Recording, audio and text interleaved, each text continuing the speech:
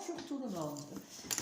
Voilà, aujourd'hui on va aborder, mais vraiment aborder tout doucement, un sujet qu'a proposé Nicole, c'est les peurs. Les peurs, c'est un très vaste sujet, il y a plein de peurs, donc on va essayer d'avancer dans cette compréhension tout doucement. Donc, les peurs, pour moi, la plus grande peur, c'est la naissance. Sortir en partant du principe que l'environnement est assez équilibré dans la vie des parents. Hein. C'est-à-dire qu'il n'y a pas, parce qu'il y a les peurs, même intra-utérines. Hein. Bon, on va commencer la naissance, on va faire un début. La plus grande des peurs, c'est la naissance. Quitter un environnement douillet, dans lequel le bébé, eh bien, il touche des parois, hein, il est en syntonie avec la maman, bien sûr, et puis il a des repères, parce qu'il a, disons, la structure du corps de la mère, le ventre. Et c'est pour ça que les bébés, lorsqu'ils naissent, déjà la lumière, le son, les bruits, enfin, tout est agressif, tout est inconnu en fait. Terriblement inconnu. Donc pour moi, c'est la plus grande peur. Et c'est pour ça que vraiment, les théories d'éducation, je vais un petit peu balayer ça, hein, on ne va pas s'y intéresser, et un petit peu, parce que c'est générationnel. Moi, dans ma génération, il y avait quand même des petites codes qui étaient très très bien. Déjà, le bébé, on l'allaitait. Pourquoi? Bon, en fait, ça aussi, c'est un peu pas toujours évident, parce que ça le protégeait, l'immunisait. Bon, à part que un de mes enfants, j'ai eu beau l'allaiter, hein, il a chopé tous les trucs qui passaient, et que l'autre, j'ai fait au biberon, et ben, il ne chopait rien. Alors, donc ça, voilà. Mais par contre, il y avait des bonnes bases que nous disaient les anciens. Vous savez, à l'époque, c'était le début des barreaux.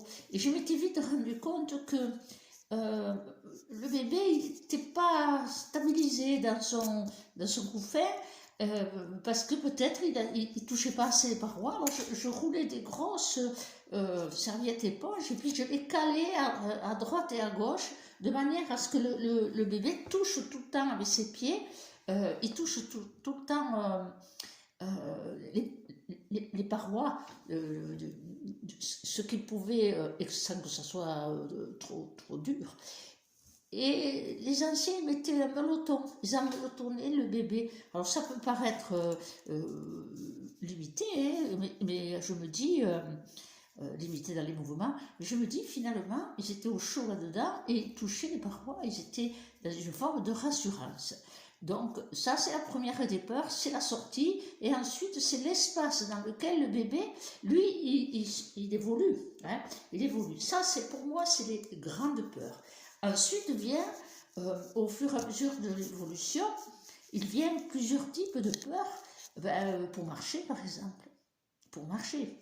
Ah oui, je reviens un petit peu en arrière, lorsqu'on porte beaucoup son bébé, on le rassure, mais aussi on l'enferme dans ce système dans lequel, après, il est tout le temps en réclamation. Donc, il faut faire les deux, et doser au fur et à mesure d'évolution de l'enfant, de sa sensibilité. Je regarde un peu là parce que c'est la tablette, mais comme elle me joue des tours, je reviens au téléphone là.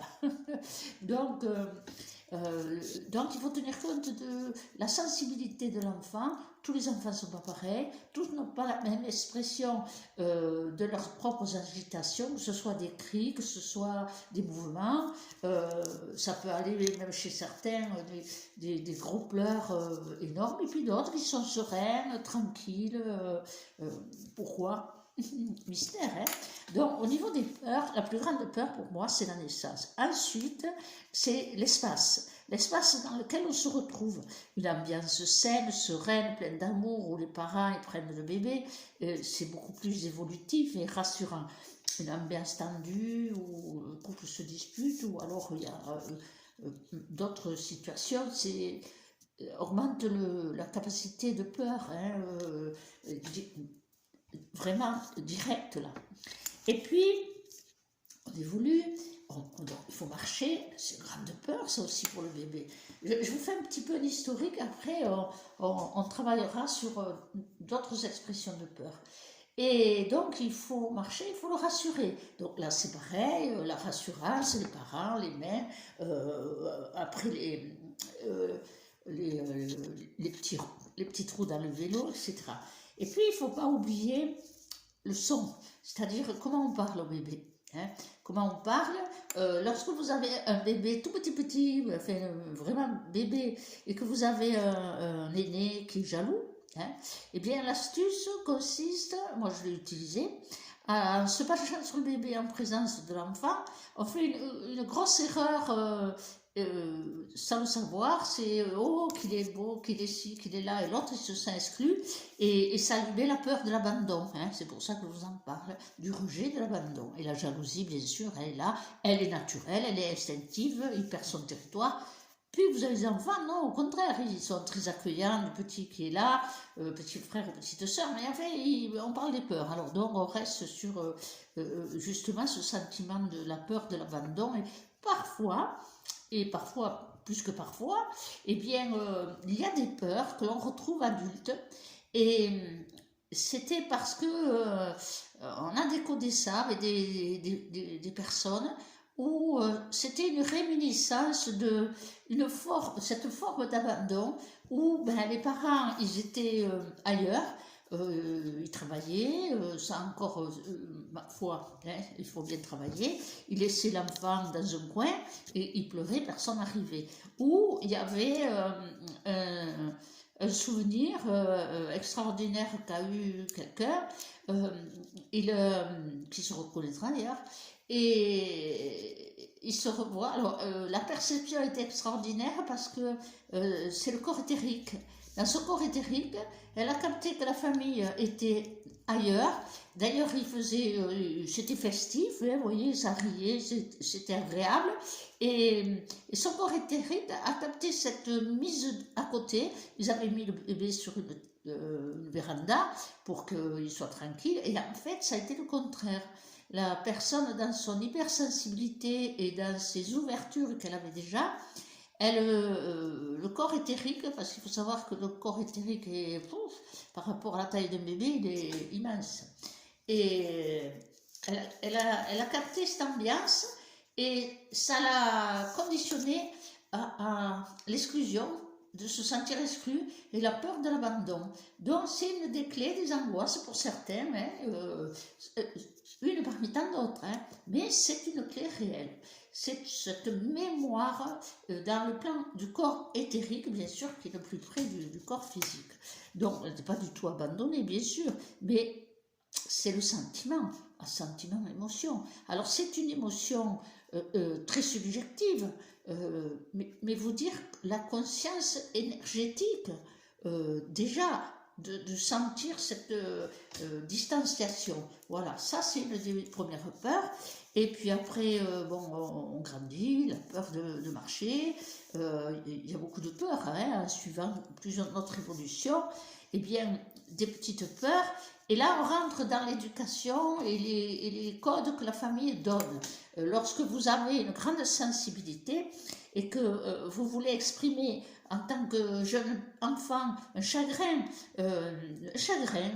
parce que un enfant, quand il est blessé ou quand quelque chose l'émotionne, c'est une intensité énergétique extraordinaire. Le chagrin d'un enfant, et c'est comme si, comment dire, par rapport au chagrin de l'adulte, il est 10 000 fois plus intense, sans qu'on s'en rende compte, mais vibratoirement, c'est cela. Et là, on reconditionne des réactions d'abandon, de rejet. Et du moment où on ne s'occupe pas du chagrin d'un enfant, on dit c'est rien, un enfant qui tombe, hein, par exemple. Petit qui tombe, il se fait mal, mais il a peur. Il a peur surtout. Donc, on lui dit, oh, c'est rien, surtout les garçons, on dit, oh, c'est rien. C'est pénible ça, hein, vous avez des reflets. J'y réfléchirai à la solution. Et donc, on lui dit, c'est rien, t'es un homme, tout ça, des belles bêtises, ça. Oh non, non, il faut lui faire l'acte magique. Oh là là là là, ça montait trop loin. Attends, je vais faire partir le bobo. On souffle dessus. Et l'enfant, qu'est-ce qui le rassure? Ça va mieux. Ce qui le rassure, c'est qu'on s'occupe de lui, qu'on y met de la douceur, de la tendresse. C'est rassurant, la rassurance.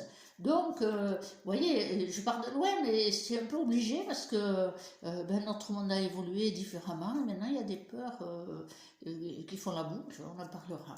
Mais ce ne sera pas que dans cette vidéo, il faudra y revenir. Hein. Donc là, tout ça, c'est des petites choses qui paraissent si minimes, mais ça construit. Ça construit dans le cerveau, ça construit dans la psyché de l'individu des marqueurs de stress, d'angoisse, de peur. Hein, parce qu'il y a une petite gamme différente entre la peur, l'angoisse, le stress. Je cherche les mots, mais ils ne viennent pas, de différentes manières d'être mal à partir de la peur. Donc ensuite on arrive à la scolarité. Alors là les peurs, il y en a beaucoup. Hein.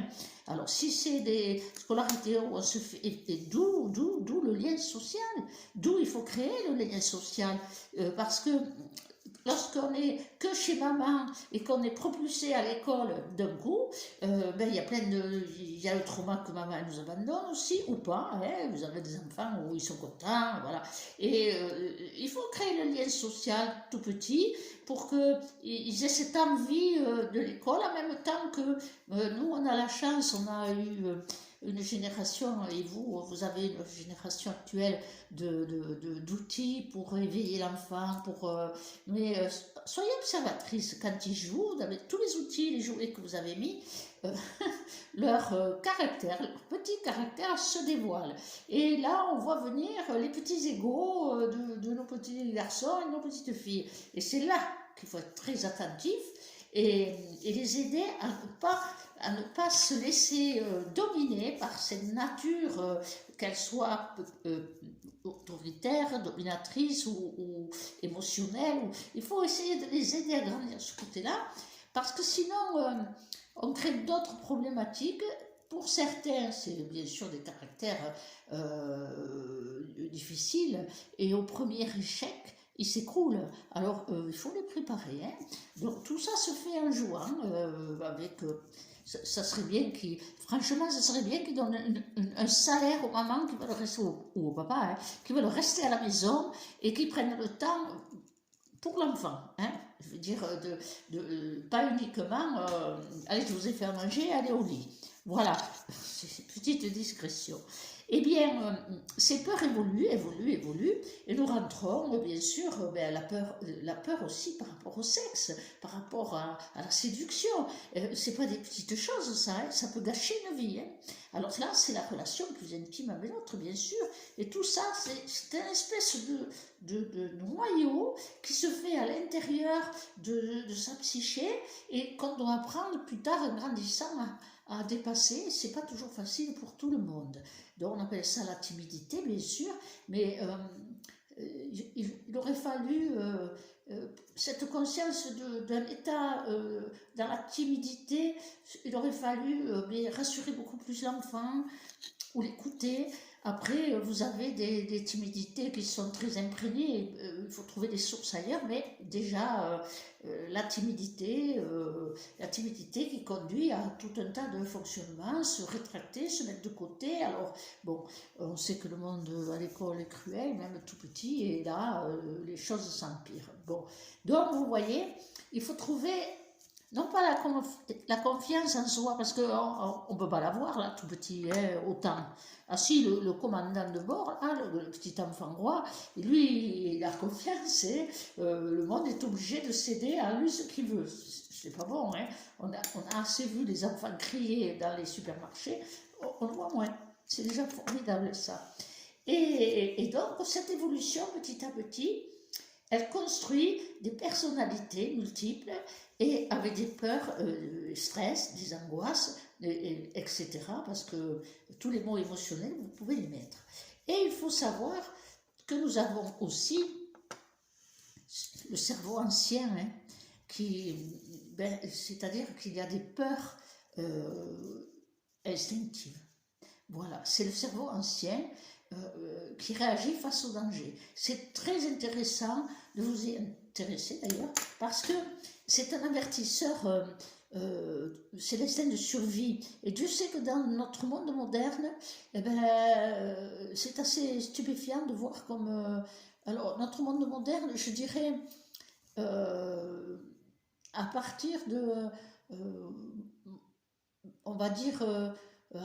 oui, ben, sitôt passe vers les années 60, 68, hein, avant il y avait un peu plus les codes de nos parents, et puis notre génération qui a suivi, elle a été libérée un tout petit peu de tous ces messages inconscients des parents, parce qu'ils ont vécu la guerre, hein, ou la difficulté de vivre, ils ont vécu la précarité. Donc, ils nous ont permis, par leur travail, par comment dire, leur pugnacité, à construire un monde plus solide pour nous qui étions, pour notre jeunesse. Donc, surtout de 68 à 60 ben aujourd'hui, hein, on va dire, on fait 60 à 80, je dirais bien précisément.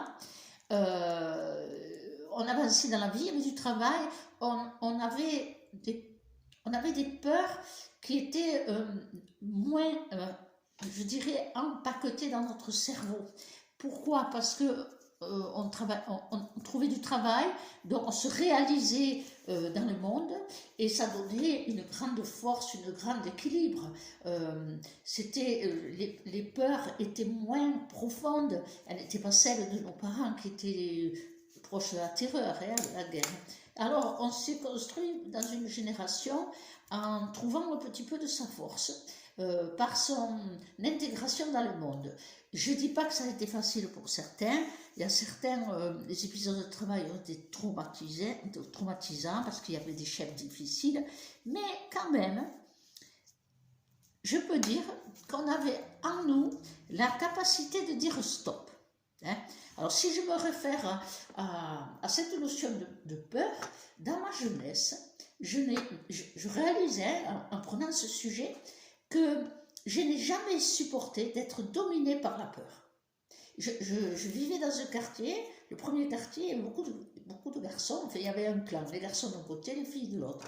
Et bon, les filles jouaient beaucoup à la poupée, ou les plus grandes, je ne sais rien, parce que moi je me suis positionnée du côté des garçons, où c'était, allez, vous voyez comment ils étaient les garçons, et ils m'ont accepté les plus beaux, et parce que je dépassais mes peurs. Alors il y avait des défis, parce qu'on était un peu foufou, hein, mais on n'avait pas le sentiment de danger. On était dehors, jouait dans la rue, les parents étaient inquiets, oui, ça c'est sûr, hein, mais on ne voyait pas le danger qu'on voit aujourd'hui. Aujourd'hui, on ne va pas laisser les enfants tout seuls dehors. Hein, enfin, on va souffrir de les laisser dehors. Donc, eh ben, j'étais tout le temps en défi de ne pas me laisser emporter par mes peurs. Et je me rends compte que finalement, ça m'a forgé une force intérieure. Parce que à chaque fois que je dépassais une petite peur, hein, les garçons, ça remue, ça saute, ça court, et moi je voulais faire pareil, évidemment. Alors, chiche, eh ben, le chiche, moi j'y allais. C'est pour ça que j'ai eu des accidents. Ma pauvre mère, ce qu'elle a eu peur, elle. Et donc, mais je l'ai dépassé. Alors, la conséquence, si je me blessais, eh ben, l'expérience, elle était que, bon, j'apprenais la souffrance, c'est bien, physique, pour me calmer un peu, mais c'est surtout que j'avais dépassé la peur. Ça me faisait plus peur. C'est ça qui était formidable. C'est que même s'il y avait une conséquence un peu difficile pour l'entourage, pour moi, dans mon intériorité, je me révélais dans une force. Et ça c'est... avec les enfants, il ne faut pas les empêcher de tomber. Évidemment, pas dans un précipice, mais parce que ça les aide, ça les construit dans leur force. Hein, c'est une catastrophe. Les générations qu'on a vues passer, où on leur mettait des planches sous les pieds tout le temps. Hein, voilà les pauvres. Non, il n'y a pas les pauvres. Ah, mais ça va lui faire de la peine. Ah, il faut qu'il apprenne. Vous trouvez dur? Moi, je n'ai pas trouvé dur. Hein. Et alors, peut-être mes enfants me feront un reproche, mais ils sont si beaux et si forts aujourd'hui que je ne peux pas me dire que c'est une erreur. Dans mon monde à moi, bien, trouver sa force, c'était important, dépasser ses peurs. Quand on n'a pas fait ça depuis petit, évidemment, toute la structure dans laquelle on va se codifier familialement, tais-toi, faut pas le dire, ben là, vous savez, moi j'étais terrible, hein. Quand j'étais pas d'accord, je disais, j'appelais ça plus tard l'esprit de controverse. Systématiquement, si j'étais pas d'accord, je me souviens une fois, une dame du quartier était décédée, mon Dieu qu'elle était méchante, et elle avait un mari et une fille à mort, et là j'avais ma mère et puis les voisines, oh la pauvre madame machin, si là, vous savez, alors, il faut pas dire ce qu'on pense, on dit le contraire. Et moi j'arrive avec mes 12 ans, et je dis, quoi, elle était méchante. Je fais gronder, mais ça me paraissait évident que pourquoi se mettre dans des états pareils, c'était pas des vrais états, hein, on connaît, et donc il était de bon ton, la pauvre dame, voilà, mais moi j'arrive avec mes gros sabots, j'avais toujours l'esprit de controverse, et ça m'a conduit aussi à ne jamais accepter jamais intégrer la logique de l'autre. La mienne, elle s'exprimait en moi, et si je la trouvais juste, je la revendiquais. Hein. Et ça, c'est important. Si vous sentez juste en vous, ne vous mettez pas en doute, parce qu'à ce moment-là, il vient un autre mécanisme social, c'est la peur de dire, la peur qu'on ne soit pas comme les autres, la peur qu'on vous juge mal, enfin il y a toutes des petites peurs comme ça, hein, on recherche l'approbation de l'autre, etc. Non, si vous sentez juste ce que vous dites dans votre être, eh bien vous le dites toujours avec des bons, pas avec ma manière à de 12 ans où j'y allais franco, mais mon franc-parler. Mais il faut le garder quand même, hein, ça met des stops. Et bien sûr, en étant gentil et poli au départ, hein, dans la forme, hein, pas dans le fond. La différence est là. Alors, évidemment, nous avons notre cerveau ancien, j'y reviens, qui nous conditionne dans le schéma classique, affronter, fuir ou dormir. Hein, moi je dirais que le dormir, autant de la préhistoire, c'était fuir ou affronter, hein, combattre. Hein, puis le monde moderne, dormir. Ah, c'est confortable ça, hein, ça paraît confortable. C'est pas du tout confortable. Ça crée ce que j'appelle des psychés, des natures psychiques, peureuses, frustrées. J'ai même pas le mot pour vous dire, chez nous on dit chat fouine, chat et fouine maintenant, donc qui sont comme ça, vous voyez, comme si c'était, et ça crée une personnalité de victimisation, ça, ou d'autres choses, mais c'est pas bon. Donc il faut savoir un petit peu revenir à ne pas dormir, hein, surtout maintenant, il ne faut plus dormir, hein, c'est terrible, et trouver sa force pour aller de l'avant. Parce qu'il faut aller de l'avant. Si on est dans des peurs, des stress, des angoisses, on s'immobilise. On a un état de sidération. Sidération, hein, vous l'avez vu, avec l'histoire du Covid. Hein, me dites pas que le mot, il ne résonne pas. Hein. Donc, vous vous rendez compte que cette boucle, ce réveil terrible de certaines peurs vraiment envahissantes. Parce que tout ça, toute cette notion de peur, nous le voyons comme des émotions. En fait, ce n'est pas que de l'émotion, c'est aussi tout un système neuronal qui se met en route. La peur, c'est une émotion d'avertissement au départ. Hein. Normalement, l'instinct de survie, c'est une peur qui déclenchait l'instinct de survie parce que il y avait danger. Et aujourd'hui, l'histoire du Covid nous ramène à cette peur d'un danger dans une forme différente. Mais si on revient un petit peu en marche arrière, euh, euh, quel danger à dire?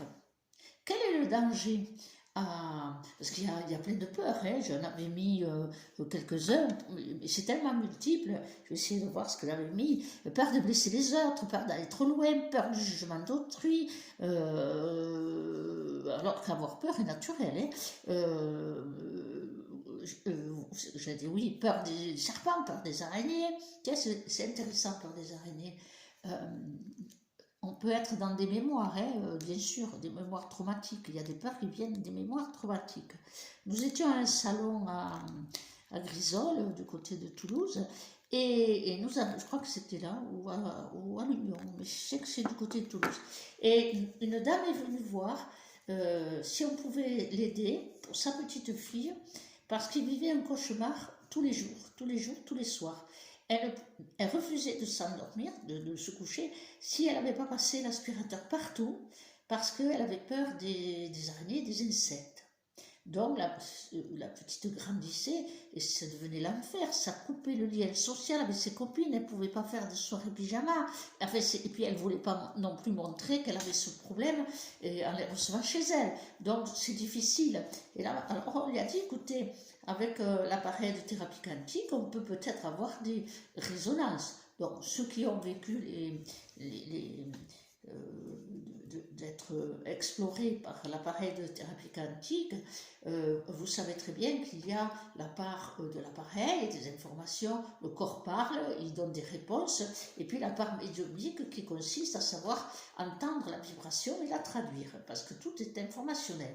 Et lorsqu'elle est passée, on a dit à la maman, on est d'accord avec vous de vivre la petite séance, mais il faut que vous soyez là, on ne reçoit pas les enfants sans les parents, mais bien sûr, il n'y a pas de problème. Donc, quand on est passé, j'ai regardé la maman, j'ai dit, qu'est-ce qui s'est passé dans à sa naissance? Alors là, elle me dit, ben, en fait, elle est née prématurée et on l'a mis dans les couveuses et il a fallu l'intuber. Mon Dieu, je dis, vous avez la réponse. Les pattes de l'araignée, c'est la mémoire éthérique que l'enfant a. Qu'est-ce que vous voulez qu'il traduise? Un petit enfant, un petit bébé, un petit être qui vient de naître, qui n'est pas plus grand que ça, eh bien, dans l'environnement qui est agressif, qui n'est pas agressif, si vous avez vu les couveuses, vous avez vu les lumières, c'est sur d'un ventre, voilà, c'est très agressif, c'est énorme. Et puis les tubes, c'est la mémoire. C'est la mémoire éthérique de ces fils qui sortaient. Eh bien, c'est les pattes des araignées et des bestioles. Alors, on a fait un petit travail, on a expliqué à la petite, assez grandette, de 12 ans, et on a expliqué, on lui a donné des petites solutions, un petit rituel à mettre en place. Et là, après, on avait eu un message de la maman, formidable, ça diminuait, elle arrivait à dormir sans ça, et puis on n'a plus de nouvelles, c'est que tout allait bien. Et donc, vous voyez, il y a des peurs qui sont dans des sphères de nos mémoires traumatiques. Et ça, c'est bien sûr le premier travail que vous faites pour décoder les peurs. Hein. C'est normal. Et puis, vous avez les peurs héréditaires, génétiques. Bouh, alors là, vous savez, vous avez des familles entières de peurs. Alors, s'il faut remonter le temps pour aller trouver la source, pourquoi de mère en mère ou de fils en fils ou peu importe le schéma, et pourquoi à l'origine il y a eu ce trauma de peur qui est resté inscrit dans les gènes. Est-ce que c'est une famille qui a sa base dans les mémoires anciennes, elle était dans la nature des fuyeurs plutôt que des affronteurs, hein, dans le cerveau ancien? C'est possible, mais tout se déprogramme. Hein. Il faut travailler, c'est tout. Après, on parlera plus tard quels outils, parce qu'il y en a plusieurs. Et puis après, qu'est-ce que j'ai mis? Voyons.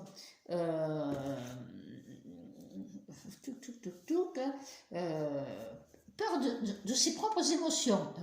Le chat se mord la queue. Des peurs innées, des peurs instinctives et des peurs imaginaires. Ah, les peurs imaginaires commencent toujours si. Voilà. Si on crée le champ de peur. Hein. Il y a la peur salvatrice. Ah oui, quand même, il faut parler qu'il y a des bonnes peurs, parce que c'est salvateur. Si on a l'instinct du problème, eh bien, voilà, il faut s'écouter. Hein. Combien de fois, je l'ai senti, je m'en doutais et je ne me suis pas écoutée. Ben voilà, et bien vous n'êtes pas écouté parce qu'il y avait un avertissement qui se faisait. Et pourquoi il se faisait? Parce qu'il y avait danger quelque part de la possibilité de ce que vous vous êtes dit, eh ben, j'aurais pas dû, et bien il y avait votre avertisseur naturel qui est l'instinct primitif, l'instinct du danger, et qui vous faisait savoir, sans être dans la situation, tout à fait, que c'était pas bon pour vous. Et ça, ce sont des peurs salvatrices. Alors, on peut pas éradiquer les peurs. Je veux plus avoir peur. Non, il faut maîtriser la peur. C'est ce que je vous explique. Moi, je me suis mis au défi toute jeune de dépasser les peurs parce que je ne supportais pas que ça me domine. Eh ben, vous voyez, ça m'a beaucoup aidé dans la vie. Après, oui, la peur salvatrice, prenez-la un peu comme le réflexe de Pavlov, instinctivement, hein, c'est instinctivement. Après, vous avez les peurs traumatiques. Bon, j'en dis plus, je vais peut-être être un peu longue. Hein.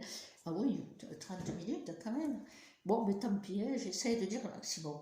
Peur traumatique, c'est-à-dire que vous avez des mémoires de traumatisme, pas toujours celui que vous avez vécu. Ça peut être dans la bande de mémoire de la mère. Hein. Alors, je vais aller un peu plus loin, parce que je trouve qu'énergétiquement, c'est très intéressant. Je vous en ai parlé, je crois, de cette jeune fille qui réussissait pas. Et le trauma... Alors la question que je me suis posée, c'est comment se fait-ce que le trauma de la mère d'avoir été violée par Gita, elle est retrouvée dans les réactions de l'enfant. Je me suis dit, est-ce que les peurs, c'est pas le même schéma qui vont faire que des peurs traumatiques très très anciennes, voire ancestrales, elles s'expriment encore. Là, c'est un sujet intéressant de se dire, peut-être pour des peurs irraisonnées, où on ne comprend pas d'où ça sort, pourquoi, surtout des gens qui ont beaucoup travaillé, il leur reste des peurs irraisonnées qui ne sont pas logiques avec tout le travail qu'ils ont fait. Peut-être, c'est des mémoires comme ça, très subtiles et ancestrales. Ensuite, oui, les peurs, et tac, les peurs du vécu héréditaire aussi, oui, parce que ça, le Covid a réveillé des peurs qu'ont traversé notre humanité, différentes étapes, et pour nos parents avec la guerre, c'est la peur, comment dire, c'est la peur de la précarité. Là, on est en plein dedans encore, hein. Un peu moins, mais quand le Covid est arrivé, ça a été un tourbillon de peur, de cette vibration-là qui s'est réveillée et qui a vraiment impacté terriblement les personnes, a réveillé des peurs affreuses, terribles, parce que vous sortez d'un confort et tout d'un coup la situation, vous ne pouvez plus vous raccrocher à rien. Et même des gens qui avaient de l'argent, ils me disaient, j'ai peur Nelly, l'État va nous prendre les sous. Alors j'ai dit, mais lâchez, parce que vous ayez de l'argent, que vous n'ayez pas, c'est pareil, c'est en train de vous détruire. Soyez intelligents, mettez des œufs, comme disaient les anciens, dans plusieurs paniers, mais ne vous laissez pas emporter par cette peur. Oui, c'est la peur. Autant nous avons traversé générationnellement par génération, et nous, dans notre propre chemin de vie, l'inconnu, hein, dès qu'on va à l'école, c'est l'inconnu, dès qu'on va au travail, c'est l'inconnu. Et puis c'est pour ça qu'on s'endort dans les routines. Mais après, on a beaucoup évolué quand même. Avant Covid, on était bien, hein, on va pas dire, hein, quand même. On n'était pas si mal que ça. Et donc, on a réveillé cette peur aussi puissante, terriblement puissante, qui a été traversée par nos parents pendant la guerre. La peur de la mort, bien sûr, on l'a tous, et on est avec, hein, c'est pas grave ça. Ça, c'est pas grave, hein. Ça s'apprend aussi à maîtriser. De toute manière, on ne changera rien. Hein. Bon, alors, pourquoi y penser? Je dis toujours c'est de la masturbation intellectuelle parce que de toute manière quand ça doit arriver, ça arrive. Et on ne peut rien y faire. Alors pourquoi y penser? Et donc cette peur de la précarité, je la trouve terrible, terrible. Je lui trouve une puissance. Et pour beaucoup c'est difficile. Mais ceux qui ont fait du travail de développement personnel, qui ont bien travaillé, ben, la résonance est beaucoup moindre. Cherchez pourquoi. Cherchez pourquoi, il y a des réponses. Alors, voyons, qu'est-ce que je vous avais mis? Tac, tac, tac. Oui, il y en a plein. Je voulais vous parler un petit peu de ce qui se passe quand la peur s'active. Alors, quand la peur s'active, on dit j'ai peur, c'est l'émotion. Mais en fait, c'est comme s'il y avait déjà le mécanisme du cerveau qui avait enclenché. Alors, des fois, Dieu sait pourquoi. Des fois, il suffit de regarder un truc à la télé.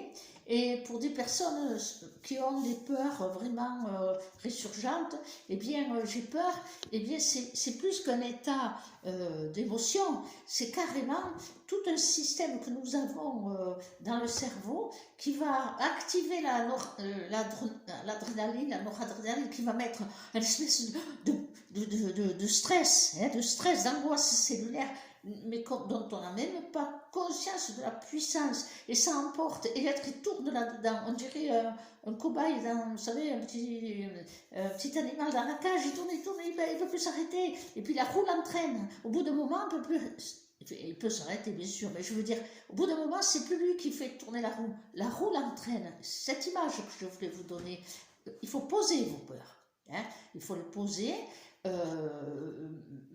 vous pouvez les poser mentalement, mais si la roue tourne vite, elle vous emporte quand même, hein, mais déposez-les, même si ça vous paraît bête, hein, voilà, il y a 1000 peurs, il y en a 1000 et 2000 et 3000, il y a même 1000 petites peurs, 1000 grandes peurs, et le principe c'est de vous dire, c'est pas la peur que j'affronte, c'est l'émotion de la peur que je me crée. Parce que la peur en tant que telle, c'est un très bon avertisseur. Je vais vous en donner un exemple. Je suis partie un matin de chez moi, et puis sur la route, il y avait un parking, et dans ce parking, souvent, il y a les pêcheurs, ils se garent, puis ils vont au bout, et ils vont pêcher au bord du Gave, chez nous il y a le Gave, et puis il y a malheureusement des personnes qui mettent des ordures, c'est pas toujours sympa. Et ce jour-là, bon, il faisait entre chien et loup, hein, c'était pas tout à fait le jour, c'était fini la nuit quand même, et je suis passée, j'ai vu une seule, et disons, elle était à cul, c'est-à-dire qu'il y avait le coffre ouvert, et il y avait 2 personnes. Et je suis passée, et j'ai regardé instinctivement, je ne peux pas dire ni la couleur de la voiture, rien comme détail, parce que c'est très rapide, et sitôt que j'ai eu passé, j'ai senti une peur, et quand j'essayais de l'identifier, eh ben, je ne connaissais pas, c'était inconnu pour moi. Alors je me suis dit, je vais faire demi-tour et repasser, voir qu'est-ce qu'ils font. Et mon instinct m'a fait dire, non, tu as une voiture rouge repérable. Et là, je me suis dit, là, il y a un danger. C'est vraiment un danger que je ne connais pas. Et j'ai filé. Et c'est quelques temps plus tard qu'on a découvert un corps. Voilà, bon, vous voyez, c'était un meurtre. Donc, il nous sert, cet instinct. Mais il s'est modernisé. Combien de fois j'ai dit, mais quand vous rentrez dans un bar, vous vous asseyez n'importe où, mais il faut vous mettre près de la porte, pour, si ça arrive, que vous puissiez sortir. Une bagarre dans le bar, ou que vous ayez le temps de réagir par rapport à quelqu'un qui rentre. Aujourd'hui, on va dire qu'il rentre avec une mitraillette ou un pistolet. Donc, ça paraissait excessif tout le temps. Quand je disais, ah non, moi je ne tourne pas le dos à la porte, hein. Ça paraissait excessif, ça effrayait, c'était instinctif. Hein. Bien sûr, de préférence, entre nous, on préférait le petit salon de thé où il n'y a que des dames. C'est bien confortable et au moins on est tranquille, mais des fois, ce n'est pas toujours possible. Et alors donc, vous avez 1000 expressions de peur avec 1000 raisons différentes, mais avec quand même une classification au niveau déjà social, culturel, enfin, comment on se construit et dans quelle base familiale aussi on se construit. Hein. Si vous avez un schéma familial qui n'est pas équilibrant ou qui n'est pas rassurant, eh ben vous vous retrouvez tout seul à affronter toutes ces étapes de la vie. Et il en reste au niveau du cerveau neuronal, au niveau de la communication avec les synapses, c'est-à-dire les synapses sont des autoroutes d'informations. Donc il y a les informations qu'on maîtrise, que l'on voit, que l'on entend, mais il y a celles que on ne s'en rend même pas compte. On peut se lever un matin très très bien et tout d'un coup, il y a une espèce de stress, et là, la respiration, ça s'agite et on ne sait pas pourquoi. Hein, et on ne sait pas pourquoi. Alors ça peut être sans s'en rendre compte, sans qu'on se souvienne, on a pu faire un mauvais réveil, un mauvais rêve dont on ne se souvient de rien et ça ressurgit. Mais alors ça ressurgit pourquoi? Mais pour qu'on le maîtrise et qu'on laisse passer. Hein, c'est pas pour nous, c'est pas pour comment dire, ce ne sont pas des mécanismes pour nous embêter, c'est des mécanismes pour apprendre la gestion des émotions, la gestion de l'équilibre de son énergie. Donc, il y a des petites méthodes, alors je vais jusqu'au bout, hein. Il y a des petites méthodes qu'il va falloir utiliser, chacun trouve la sienne. Vous avez le yoga, très très bien, le yoga très bien, la méditation, parfait, mais axez-la sur vos peurs, consciente, inconsciente, subjective, instinctive, enfin on peut mettre plein de mots, hein. Et l'inconnu surtout, hein, parce que avancer dans le chemin spirituel, c'est se confronter à l'inconnu, ne l'oubliez pas, hein. Et de ceux qui ont des perceptions qui leur arrivent d'un coup peuvent être affolés, mais c'est simplement pour apprendre. Et donc, j'ai dit le yoga, la méditation, la sophrologie, très très bien. La sophrologie, qu'est-ce qu'il y a encore? Et puis, là, pour moi, je trouve une méthode bien agréable.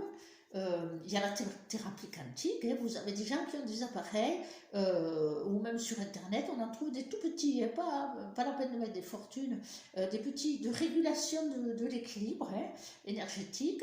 Et pour moi, il y a un outil qui me paraît simple, c'est d'avoir un mot magique, attribué justement à l'équilibre face aux peurs. Alors chacun doit trouver son mot magique, c'est pas toujours évident. Hein. Vous voyez, parler, par exemple, la peur sociale, parler en public. Hein. Vous avez les peurs en voiture, les peurs de l'avion, ce sont des angoisses, c'est pas des peurs, c'est juste des angoisses. Et les angoisses, c'est toujours là-dedans que ça se passe et ça crée ce flux énergétique.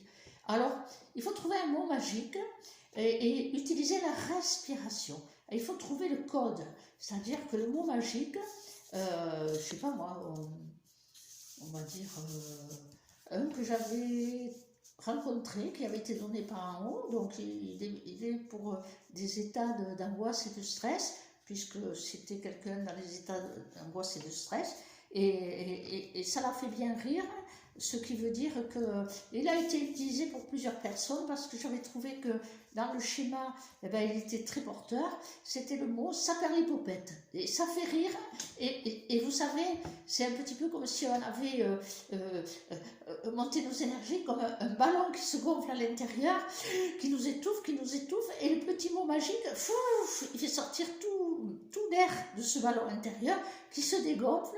Il s'en va pas, hein, il continuera d'agir, mais ça libère un petit peu dans l'instant T. Donc, trouvez un petit mot magique, ça peut être roudoudou, hein, ça peut être n'importe quoi, un qui vous fait rire, j'aime bien roudoudou, parce qu'à la fois, le petit, ça implique la réglisse, un roudoudou. Et la réglisse, ça a aussi une action au niveau de la santé, au niveau de l'attention. Donc, sachez que c'est pas que par la peur, vous ne l'affrontez pas comme un ennemi, hein, du tout. C'est pas un match. hein, c'est déjà un accueil que vous devez faire à vous. Bon, elle est là, qu'est-ce qu'elle veut dire? Elle m'enquiquine celle-là, c'est vrai. Mais bon, c'est des étapes de soi-même. Et puis, si vous avez travaillé, vous avez un petit peu avancé à découvrir quelles sont les données que vous trouvez dans l'éducation, dans la famille, etc. Et surtout, prenez le temps d'aller voir la médecine, parce que quand le terrain des angoisses, des stress est trop fort, c'est le cerveau, il faut l'aider, il ne faut pas être opposé là. Et, vous savez, des fois, je trouve triste d'être trop fermé à la médication, parce que vraiment, parfois, pas grand-chose suffit. Hein, la méthode placebo, mais par contre, au niveau moléculaire, il faut aider. Bon, il ne faut pas se gaver, bien sûr, de cachet, ce ne serait pas la solution et je ne vous le dirai pas. Mais quand même, il y a certains cas où, eh ben, vous savez, vous avez aussi l'homéopathie, hein, moi j'y connais rien. En fait, si vous trouvez que votre intensité de peur est trop importante et vous gâchez la vie, utilisez tous les outils. Ne vous bornez pas qu'à une méthode. Franchement, le corps, il entend. Si on l'aide et qu'on cherche, qu'on trouve des mini-solutions, eh ben c'est déjà beaucoup. Alors, vous avez ces petits appareils de thérapie quantique que je trouve intéressants. C'est une thérapie, je ne sais pas comment ils l'appellent, mais c'est intéressant. Et on avait vu ça lors d'un salon, c'est intéressant. Bon, on mettait le doigt là, et puis dans comme un qui prend l'attention. Vous voyez, ça me revient ce souvenir. C'était comme, quand on prend l'attention au doigt. Donc, vous voyez, le roudoudou, c'est intéressant et en lien cognitif. Et ça donnait, il y avait, je ne sais pas trop comment il s'en servait, et ça permettait aux gens de poser et de la respiration pour un petit peu poser les états de stress. On peut utiliser aussi la cohérence cardiaque émotionnelle, hein, avec des images. Donc ça, on en a parlé. Vous voyez, il y a des outils. Alors, ne restez pas uniquement dans la peur vous domine. Hein. La peur, c'est à nous de la dominer et aussi de la laisser s'exprimer, la laisser passer, parce que si on la retient, c'est comme un barrage, elle va vous péter à la figure. Donc, c'est tout un travail de conscience et puis d'utilisation de plusieurs techniques et simplement en affrontant la peur, vous l'avez à l'intérieur. Après, lorsque la peur tourne en boucle, comme dans la cage de l'écureuil, du hamster, là, pour moi, il vaut mieux voir, c'est le psychique qui est en roue libre, et là, les petites méthodes, bon, vont améliorer, mais il y a quelque chose peut-être pathologique, et il faut consulter, il faut se faire aider. Jamais vous ne m'entendrez dire qu'il ne faut pas aller voir le psy. Ça, le psychiatre surtout. Surtout, il faut d'abord essayer. Si on tourne en rond, ben, il faut affronter, hein. Il faut accepter aussi. Parce qu'il y a des fois, oui, parce qu'on a, vous savez, la peur de passer pour fou. Heureusement, ça a changé. Hein. Qu'est-ce qu'il y a comme... Il y a tellement de peur. Enfin, elles sont toutes des expressions de dérèglement émotionnel, mais aussi neuronal, des zones du cerveau qui, depuis l'aube des temps, a déclenché chez l'homme des réactions primaires, disons, fuir ou affronter, et des réactions un peu plus dans le temps évolué, on va dire comme ça, un peu plus loin dans l'évolution, un peu plus moderne par rapport à la préhistoire, fuir toujours les mêmes, fuir et affronter, et se battre, combattre, et là il s'est rajouté dormir. Mais si on dort, on ne vit plus. On ne vit plus, hein. Et on est mangé. Hein, si c'est le tigre à dents de sabre arrive, et je me couche, hein, je fais l'autruche, et ben il va me manger. Donc dans la vie sociale, générationnelle, il faut apprendre, disons, à maîtriser ses peurs et à se positionner dans son être. Et à ce moment-là, dès l'instant où vous êtes fort et solide dans votre être et en cohérence avec vous-même, eh bien quelque chose vous dérange émotionnellement, eh ben, rien ne vous oblige à rester. Hein, si c'est une confrontation, Et rien ne vous oblige à supporter, surtout. Il y a des peurs, je pense, aux femmes battues. Hein.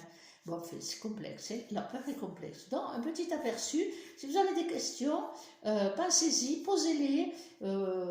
Des sujets plus précis dans la peur, parce que bon, il m'en a traversé plein d'idées, mais il y en a tellement que j'ai dit, je peux pas dire tout, c'est trop. Donc, je vous dis un ensemble, mais dans un schéma évolutif. Voilà, je vous rappelle, soi-disant, il faudrait que je le dise au début, clique, abonnez-vous, commentaire. Voilà, les 3. Et voilà, c'est formidable, on avance et je vous présente, peut-être je vais y arriver à vous la montrer, une première toile que il y a très longtemps, vous voyez, c'était pas, je ne sais pas si vous la voyez bien, même moi, je ne vois pas trop, voilà.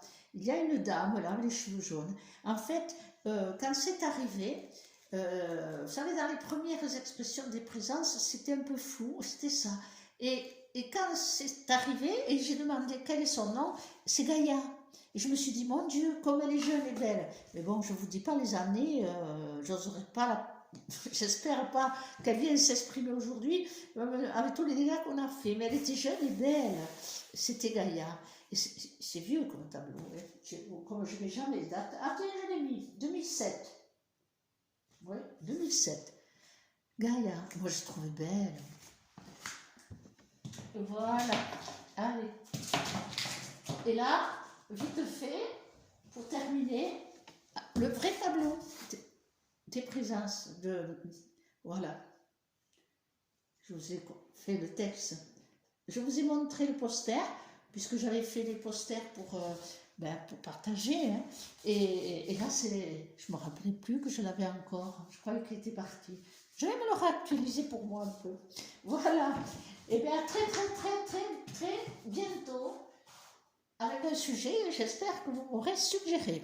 Bonne soirée. J'étais un peu longue là. Hein.